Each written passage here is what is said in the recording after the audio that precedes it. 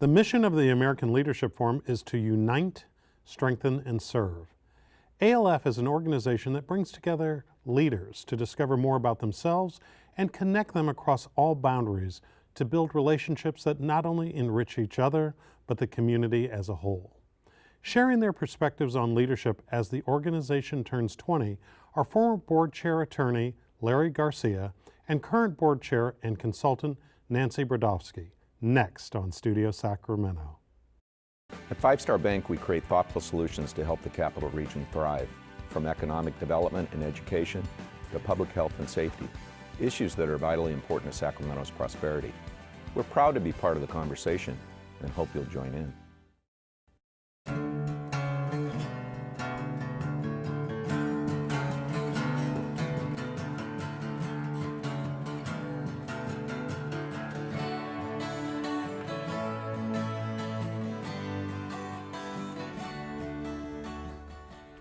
Nancy, what is the significance of this anniversary?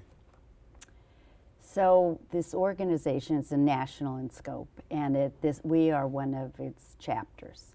And when the founders, there were 4, I'm sure when they were trying to put this idea together, they never thought that here we would be 20 years later and having created a generation of leaders for our region. And if you go to any nonprofit and organizations, committees, government, business, etc., there's over 400 of us now in the region. And so we are involved in every aspect of how our government and how our city is thriving and working.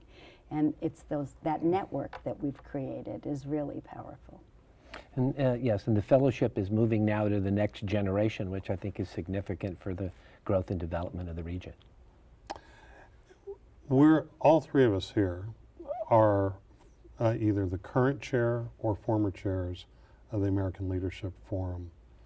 How does the American Leadership Forum, in its work and the people that have been involved, how do you think that it affects community? I think it affects community by building important connections and enduring relationships between community leaders such that they know each other, they share values, and they can handle difficult conversations about the regions. They can differ on certain issues but still respect each other. And I think it adds to the important dialogue that makes the region a good place to live and work. And Nancy, do you, in the work of not only as a consultant in the community, but as a longtime member of ALF yourself, how do you see those many connections really taking place in a way that really advances the region? Like anything, it's about relationships. So when you can already know somebody in a much more of a deeper level, you know about how they are, how they feel, or the fact that they've been through ALF. You recognize that they have offered themselves an opportunity to really learn about themselves and what they can contribute. And then by knowing that, and then I come to you with an idea or an opportunity or a difficult discussion, I know you're going to really look at me and hold me accountable to what I'm going to say to you, and we already have a connection. We've been through it. And by that, we know that with the idea that you opened the show with, united, strengthen, and serve. The whole premise of our organization is to strengthen our region. So I see it as an opportunity of just kind of understanding each other without even having to say anything. Well, let me follow up real quick on that and ask you for, just to set the table, what is the ALF experience? Because for people who have not been through it, what is it that, outside of just an organization and a name, what is it that people go through? How does it work? Great question. So we would take, we are already now going to be starting the 21st class. Class is usually 25 people. This year we had the largest at 28. We go through a rigorous training of going out to the region, who do you know, asking what type of diversity. We don't just look at ethnic diversity, it's geographic diversity, and then business, government, nonprofits, etc. So you want a very rich class that comes with so many points of view. Once getting accepted and being part of this process, you agree to a year-long involvement. Before you go on, once you get accepted, so when you go and say, who do you know, what happens after that? Then they're vetted and they're put in under a very intense matrix of how it all fits. Do we have all our boxes, as many as possible? And what checked? type of people are you guys looking for? People who not only are willing to participate in this, but then there is a cost to do this. We provide subsidies and But what type of attributes do they need to have? they need to be willing to be open. They need to be willing to educate themselves and look at wanting to learn something. It's very transformational. Change happens, and you have to be willing to do this. And then we're also looking to see, are you willing to do it? Are you going to be a willing partner in a group of 25? Or are you going to be off on your own? Then that person isn't what we're looking for. Larry, you used to chair the nominations committee Yes. for AL. Tell us kind of the process that you and your colleagues went through. Okay. We were always looking for people who were community leaders already, as opposed to building up a leadership program from those who were beginning their careers. And then we looked for people who we thought were committed to the community, people who were willing to undertake what I'll call the great gift of both growth and discernment, because unlike other leadership programs that I've been in, the thing that differentiates ALF is we go on a 6-day adventure. And what that causes us to do is go beyond our comfort zone so that we can get to difficult conversations and relationships and growth in relationships that are very difficult to achieve when you just sit around for an hour or two. So we needed to find people who were willing for their own growth, for the growth of the community, to be able to make that commitment and to be accountable to the expectations of others who did the same. But there's and the beginning part, before they get to the wilderness experience, is that coming to a retreat that sets the stage in May, you have an opportunity to give your 7-minute story. And they're not concerned about what you do or what I've done in this world and what I've done in my community. It's who you are. And that immediately changes the dynamics, because when people can really express in very heartfelt ways who they are, now it sets a new table. Now everybody's looking at each other in a, you're very vulnerable. And leadership can be extremely difficult and lonely. And this provides a self-container in which we can all share what's going on in our lives.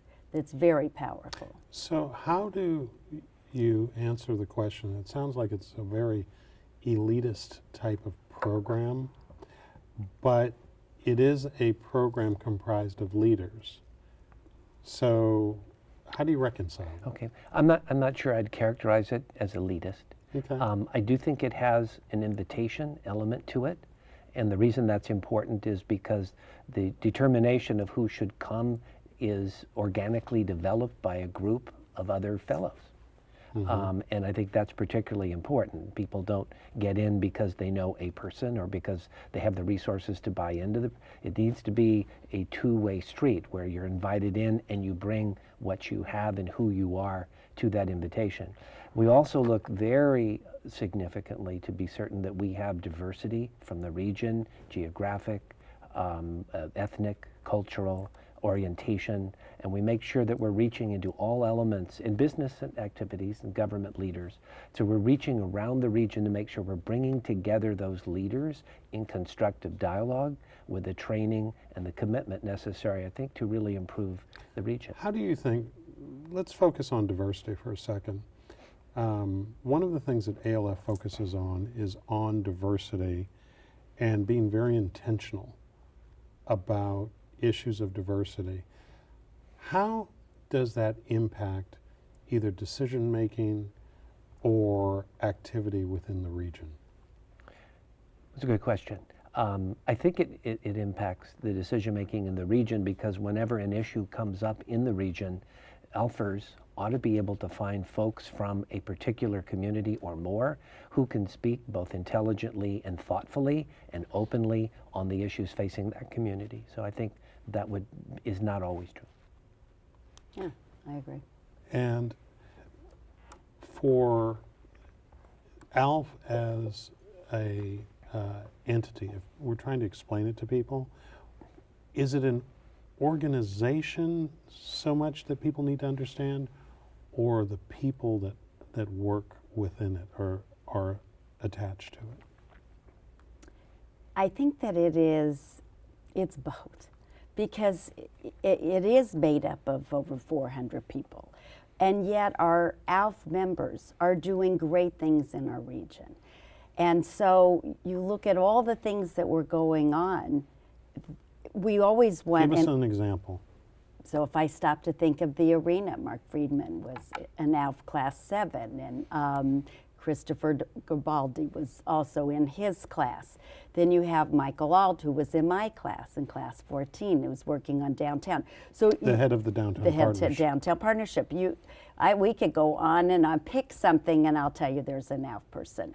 And I think that's what's great. That's very powerful for my own self in my own business. When I'm trying to help put people on boards and I'm trying to look for a passioner who has experience, we have a rich directory that's a great place to, not necessarily they would be, but they may know somebody. So it's using that connections, that relationship building, that then how do we help this project, or how do we help this organization, or how do I move my business further? Ultimately, if you're doing all this activity, you're helping our region. And that's what we all want to do. And I see it largely as a fellowship. And as important as ALF is, I think it isn't as strong as the ALFers and the connections they have and the relationships that they have. And I think that's very important, so that we stay somewhat neutral, so that we can be as broad and diverse as we can, and the network operates without being seen as having any one disposition or political point of view. What has the ALF experience meant to you personally? Well, as I mentioned earlier, I think for me, it was a great gift. When you get to be, let's say, past 40, you know, the idea of opportunities to grow and to really build lasting, enduring relationships with others in positions of responsibility in your community almost never happens. And to be able to do that, because I've been in other organizations where that time and effort is not taken, and therefore the depth of the relationship, in which you often need to work through difficult times, that foundation is not set. But I think ALF not only gave that to me with my class, and by surrogacy other classes who've been through the same thing, but helped build a stronger sense of self with regard to relationships with others. So I thought it was a great gift in my case. And Nancy, what about yours? So I would say initially, being involved in the community, I've always done it as a volunteer. And one of our sessions that we had was called How to Ask the Powerful Question. Whoa, I'm sitting there saying, I'm not always sure we're asking the right questions when we sit in different meetings. So since then, I have truly looked to see how am I approaching something, or how are we going, and is that the direct way to be, or are we even at the questions we should be asking? That I found very beneficial. Then ultimately, I just got into my own company because I was asked, why don't you, I said I'm a natural connector, why don't I don't know how you make money, or how do you do this? And next thing I was known, that's where the accountability comes in. People who know me would say, well then, are you going to talk about it, or are you going to do something about it? And that was also eye-opening. So out of it, I was named, I created a business, a desire I've wanted to have my whole life. I would never have done it without having the experience of going through ALF. It was awesome for me. And I think what I learned most, I think that's you're talking about your experience, is that how to build an enduring relationship out of conflict and disagreement. That is not an easy thing to do, and I think many of us prefer to avoid conflict and turn away from it, but it's a lost opportunity, and I think the skill sets that you learn in ALF of how to have the difficult conversations, how to listen, how to actively listen, how to feedback, I think gives a foundation for really trying to take and build good friendships out of differences of opinion. Let me ask you a related question, Larry. How has your ALF experience affected your personal leadership style when you're leading others? I think that the main thing is it's taught me to listen more, and that contribution by active listening and asking the right questions is a very powerful thing, as opposed to offering points of view. And I would tell you, before the ALF experience, I probably did the latter more than the former, but I think it's definitely helped leadership in my case by using, I'd say, more of a Socratic dialogue to guide communications. You're the leader of ALF today. Comparing yourself before you had your own ALF experience, how are you different as a leader? I would say, I think I would agree with Larry. It does make you listen. It also helps you not solve everything. But you want to be able to let people, trying to let people come in, have their voice being heard. How to create the environment that people will feel safe to share their experience. And I think that being exposed to different people with different ways that they were brought up, I was very lucky that I had my class was so diverse, which has really been a lifelong teaching moment to me, to how to look at things. And now anything that comes across in the news or in life, I have all those voices with me that makes me stop and think, I'm not sure we're approaching that, and what about this? The other thing, being a leader of ALF at this time, is you're leading a group of leaders, and that makes you work harder and be sharper at your game, because you don't want to disappoint, and you also know that it's a high bar and you need to rise above it. What I'm hearing from both of you is this underlying sort of thread or theme of humility, almost, that the experience brought you to in not necessarily having all the answers, or not necessarily bringing one's own opinion, automatically assuming that that's the direction you need to go. Those are skills that seem like they would be just intuitive, but I guess they're not. They're not intuitive because often in our lives, particularly as adults, we live in a pretty narrow cone of our work and home experience, and we often don't see that we bring with us a filter as a result of that. But when you respect and understand others' commitments from very different walks of life and begin to hear them, even though it might be something you're first thinking, well, that doesn't make sense, you're open to learning from that experience. And so, I mean, to me, that's really one of the more critical elements of it, is the ability to really understand the impact of authenticity that it has in the dialogue with you. When you look back, Larry, you were chair years ago. Your class was many years ago. Not to date Indeed. Not to date you too much. But how has ALF as an organization evolved? Because the region has evolved. Right. I would say, and in substantial part because of my colleague here, early on, I was in class 6, I'm happy to say that. And class 6, there were only 5 classes before us. So we spent a lot of time trying to really prepare the way to improve the experience for new classes. What I see today is the experience is available not just for the next generation, the next class, but for all senior fellows. Lots of different programs and activities, and with over 400 of us in the region, I think it's important to keep that dialogue going. So to me, that's a very significant change that has occurred since I was chair. To stay with that for just a moment, it sounds like that there has been a change in focus from the people that are in the program or the class that is currently active and learning to being, while not ignoring them, being more focused on the broader community of the 19 years that have gone before? No, I think that the focus, what I'll say, the focus is on the fellowship, not just in the next class. Different programs, different activities, different ways to engage, different ways to connect ALFers in the community. I think it's a good thing. And what are some of those ways? So we just were looking at it. We are able, for those to count how many have participated, that granted you could do several things, but over 450 ALF experiences were felt by members. So that means, like, in fact, we have a program called Ballast that's like a 2.0 that was created this year to look at how do you make change. Well, if you're going to make change, you've got to change the culture. Well, what's entailed in that?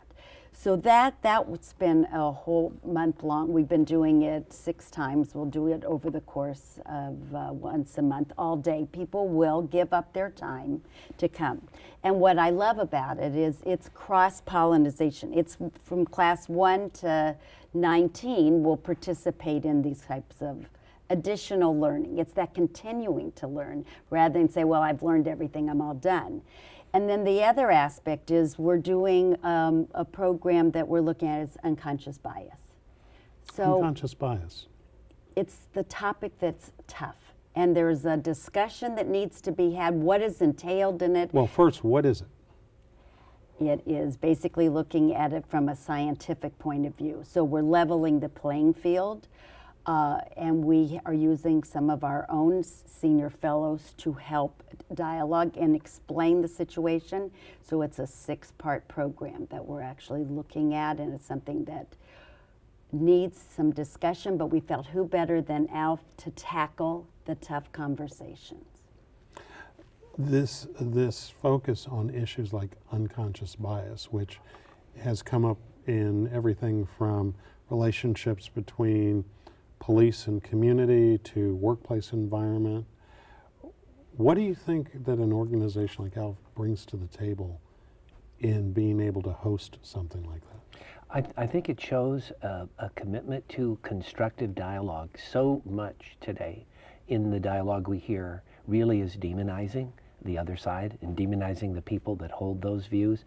I think ALF is uniquely qualified with its diversity and with its fellowship to constructively engage in dialogue and to expose when the constructive dialogue isn't entered into the adverse impact it has on a community. Mm-hmm.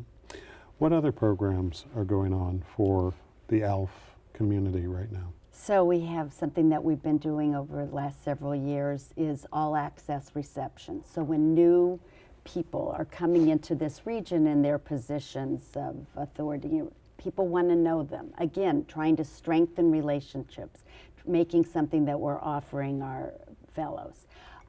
If you like golf, we have a golf. That we have a women's affinity. Trying to figure out, not everyone's going to want to come to a holiday You have a senior party. program as well, right, for retired We executives? have a fabulous program called Encore, and we have placed to date over 55 retirees, and we're putting them for 1 year in nonprofits that the nonprofit does not pay for. This is a program that's coming in, and we do the matching of putting the right person, the retiree, with the right nonprofit. And it gives them great experience. How do people find out about programs like Encore and Ballast and other things like that? They go to the website, or they can talk to our CEO, Bonnie Ferreira, and BEST is the website, or see one of us. Okay. As we look forward to the next 20 years for ALF, where would you like to see this organization and the people that populate it go? Well, I would like to see it both go, what I would say, geographically as well as vertically. Geographically, in that there are lots of parts of our region where I think we could have better penetration. And so I think it's very important that we really focus on that. And what I mean by vertically, I think we have a younger generation for which we could make similar kind of ALF programs available as well. I mean, even all the way down to the high school and to the community college level. So we're reaching the next generation early on with some of the skills and some of the experience that ALF offers. And Nancy, from your point of view, 20 years in, what's the next 20 look like where it is that you want to participate in? So now we'll have 2 generations of leaders through the course of time.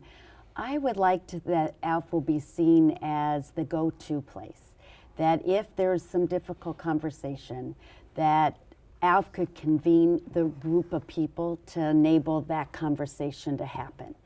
And taking the richness of the diversity and letting people be exposed to what they're learning.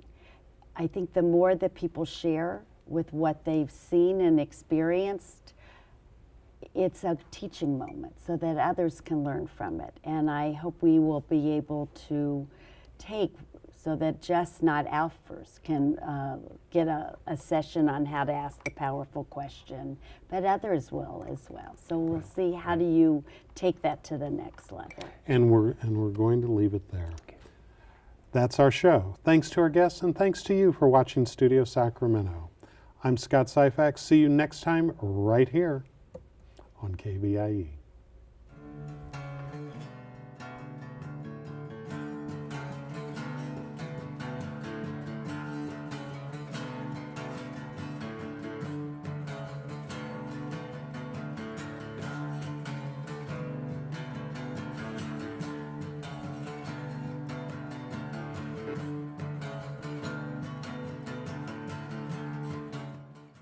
At 5 Star Bank, we create thoughtful solutions to help the Capital Region thrive, from economic development and education to public health and safety, issues that are vitally important to Sacramento's prosperity. We're proud to be part of the conversation and hope you'll join in. All episodes of Studio Sacramento, along with other KVIE programs, are available to watch online at kvie.org/video.